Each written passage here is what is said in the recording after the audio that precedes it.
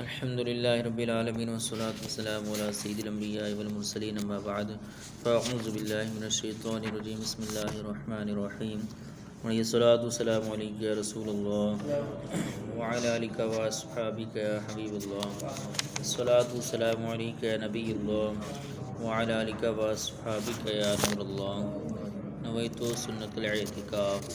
پیارے آقا صلی اللہ علیہ وسلم نے ارشاد فرمایا من صلی علیہ صلی اللہ علیہ عشرہ، یعنی جو مجھ پر ایک مرتبہ درود پاک پڑھتا ہے اللہ تبارک و تعالیٰ اس پر 10 رحمتیں نازل فرماتا ہے۔ صلو علی الحبیب صلی اللہ تعالیٰ علی محمد صلی اللہ علیہ وسلم۔ بسم اللہ الرحمن الرحیم وللہ ملک السماوات والارض واللہ علی کل شیء قدیر۔ ترجمہ کنز العرفان، اور اللہ ہی کے لیے آسمانوں اور زمین کی بادشاہی ہے اور اللہ ہر چیز پر قادر ہے۔ وَلِلَّهِ مُلْكُ السَّمَاوَاتِ وَالْأَرْضِ، اللہ ہی کے لیے آسمانوں اور زمین کی بادشاہی ہے۔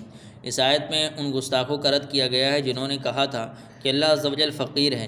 ان کے رد میں فرمایا گیا کہ جو زمین و آسمان کے دائرے میں آنے والے ہر چیز کا مالک ہے اس کی طرف فقر کی نسبت کس طرح کی جا سکتی ہے۔ اللہ تعالیٰ کی شان، یہاں ہم اللہ تعالیٰ کی عظمت و شان سے متعلق ایک حدیث قدسی ذکر کرتے ہیں جس سے ان گستاخوں کی جہالت اور اللہ تعالیٰ کی شان مزید ظاہر ہوتی ہے۔ چنانچہ حضرت ابو ذر رضی اللہ تعالیٰ عنہ سے روایت ہے، نبی اکرم صلی اللہ تعالیٰ علیہ وآلہ وسلم نے ارشاد فرمایا کہ اللہ تعالیٰ ارشاد فرماتا ہے، اے میرے بندو، میں نے اپنے اوپر ظلم کو حرام کیا ہے اور میں نے تمہارے درمیان بھی ظلم کو حرام کر دیا ہے، لہذا تم ایک دوسرے پر ظلم نہ کرو۔ اے میرے بندو، جسے میں ہدایت دوں اس کے علاوہ تم سب گمراہ ہو، اس لیے تم مجھ سے ہدایت طلب کرو، میں تمہیں ہدایت دوں گا۔ اے میرے بندو، جسے میں کھلاؤں اس کے سوا تم سب بھوکے ہو تو تم مجھ سے کھانا طلب کرو، میں تمہیں کھلاؤں گا۔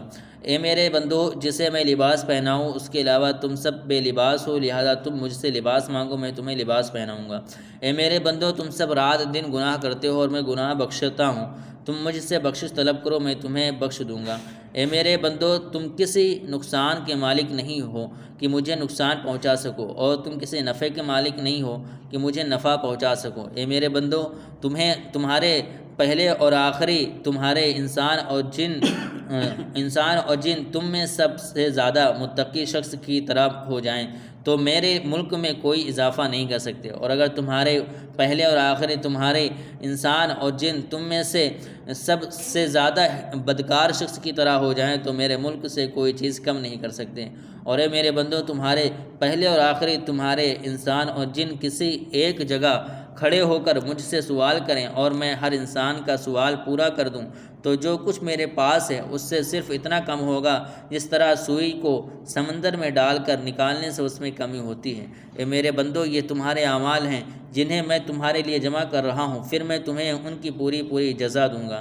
تو جو شخص خیر کو پائے وہ اللہ تعالیٰ کی حمد کرے، اور جس کو خیر کے سوا کوئی چیز جیسے آفت یا مصیبت پہنچے وہ اپنے نفس کے سوا اور کسی کو ملامت نہ کریں۔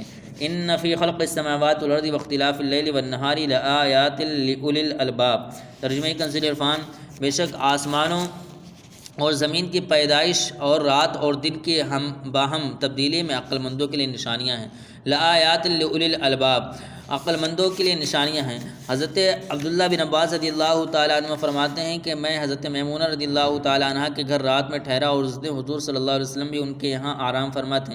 جب رات کا تہائی حصہ گزرا تو آپ صلی اللہ علیہ وسلم بیدار ہوئے، پھر آسمان کی طرف نظر اٹھا کر ان آیت مبارکہ کی تلاوت فرمائی، اور ایک روایت میں ہے کہ تلاوت کے بعد ارشاد فرمائے، اس پر افسوس ہے جو یہ آیت پڑھے اور اس میں غور نہ کرے۔ سائنسی علوم حاصل کرنا کب باعث ثواب ہے؟ اس آیت سے معلوم ہوا کہ علم جغرافیہ اور سائنس حاصل کرنا بھی ثواب ہے جبکہ اچھی نیت ہو، جیسے اسلام اور مسلمانوں کی خدمت یا اللہ تعالیٰ کی عظمت کا علم حاصل کرنے کے لیے، لیکن یہ شرط ہے کہ اسلامی عقائد کے خلاف نہ ہو۔ اس آیت مبارکہ میں آسمان و زمین کی تخلیق میں قدرت الہی کی نشانیوں کا فرمایا گیا ہے، لہذا اسی کے پیش نظر اس تفکر کی ایک جھلک آپ کے سامنے پیش کرتے ہیں۔ امام غزالی رحمۃ اللہ تعالی فرماتے ہیں، قدرت الہی کی چھٹی نشانی آسمانوں ستاروں کی مملکت اور ان کے عجائب میں ہے، کیونکہ جو کچھ زمین کے اندر اور روئے زمین پر ہے وہ سب کچھ اس کے مقابلے میں کم ہے۔ آسمان اور ستاروں کے عجائب میں تفکر کرنے کے لیے قرآن پاک میں تنبیہ فرمائی گئی ہے۔ چنانچہ ارشاد فرمایا وَجَعَلْنَا السَّمَاءَ سَقْفًا مَحْفُوظًا وَهُمْ عَنْ آيَاتِهَا مُعْرِضُونَ۔ ترجمہ کنز العرفان، اور ہم نے آسمان کو ایک محفوظ چھت بنایا اور وہ لوگ اس کی نشانیوں سے منہ پھیرے ہوئے ہیں۔ دوسری جگہ ارشاد فرمایا لَخَلْقُ السَّمَاوَاتِ وَالْأَرْضِ أَكْبَرُ مِنْ خَلْقِ النَّاسِ وَلَكِنَّ أَكْثَرَ النَّاسِ لَا يَعْلَمُونَ۔ ترجمہ کنز العرفان، بے شک آسمانوں اور زمین کی پیدائش آدمیوں کی پیدائش سے بہت بڑی ہے، لیکن بہت لوگ نہیں جانتے۔ تو تمہیں حکم دیا گیا ہے کہ زمین و آسمان کی تخلیق میں غور و فکر کرو۔ آسمان کی نیلاہٹ اور ستاروں کی ٹمٹماہٹ کو دیکھ لینا غور نہیں ہے کہ یہ تو جانور بھی کر لیتے ہیں، بلکہ مقام افسوس تو یہ ہے کہ تو اپنے عجائب اور اپنی ذات کو جو تیرے پاس ہیں اور وہ زمین و آسمان کے عجائب کی بنسبت ایک ذرہ بھی نہیں جس کی تو پہچان سکتا ہو، تو پھر زمین و آسمان کے عجائب کو کیسے پہچان سکے گا؟ تجھے بتدریج معرفت کے درجات پر ترقی کرنی چاہیے۔ تجھے پہلے اپنی ذات کو پہچاننا چاہیے، پھر زمین اور اس کی تمام اشیاء کا عرفان حاصل کرنا چاہیے، پھر ہوا، بادل وغیرہ کے عجائب کی پہچان کرنی چاہیے، پھر آسمان اور ستاروں کی معرفت حاصل کرنی چاہیے، پھر کرسی اور عرش کو پہچاننا چاہیے، پھر عالم اجسام سے نکل کر عالم ارواح کی سیر کرنی چاہیے، پھر فرشتوں، جنوں اور شیطانوں کو جاننا چاہیے، پھر فرشتوں کے درجات اور مقامات کا عرفان حاصل کرنا چاہیے۔ آسمان اور ستاروں کی گردش، ان کی حرکت اور ان کے مشارق و مغارب کو دیکھنا چاہیے کہ ان کی حقیقت کیا ہے۔ ستاروں کی کثرت پر غور و فکر کرنا چاہیے، انہیں کوئی بھی شمار نہیں کر سکتا۔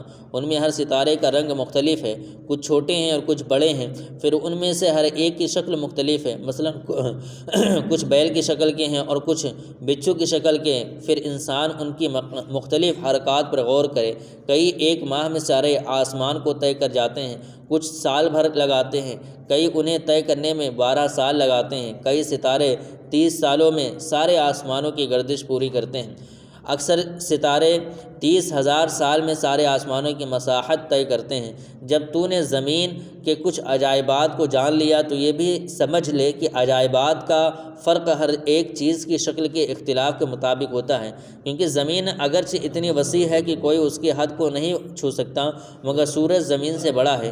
اس سے معلوم ہو جانا چاہیے کہ آفتاب کتنا دور ہے جو اتنا چھوٹا نظر آتا ہے۔ یہ بھی معلوم ہوا کہ وہ کتنی تیزی سے حرکت کرتا ہے کہ آدھی ساعت میں آفتاب کا تمام گھیرا زمین